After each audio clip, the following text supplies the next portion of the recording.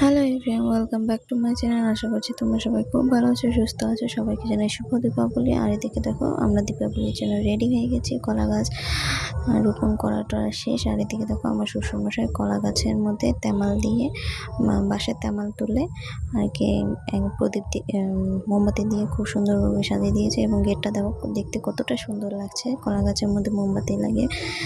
আর এদিকে দেখো আমি আমার বারান্দার মধ্যে এরকম প্রদীপগুলোকে সাজিয়ে নিয়েছি। কেমন লাগছে অবশ্যই কমেন্ট করে জানাতে ভুলবে না।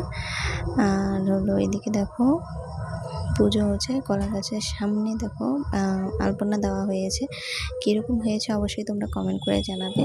এবং প্রদীপগুলো সাজানোর আগে আমি প্লেটের মধ্যে এভাবে সাজিয়ে নিয়ে ভিডিও করে নিয়েছিলাম। আর আমি নিজস্ব ঘরে মানে আমার ঘরের মধ্যে যে আমার ঠাকুর বসানো আছে, তো সেখানে এভাবে আলপনা এঁকে বাঙালিদের জুগাড়ো আইডিয়ার মধ্যে এরকমভাবে সাজিয়ে নিয়েছি। কেমন হয়েছে অবশ্যই কমেন্ট করে জানাবে।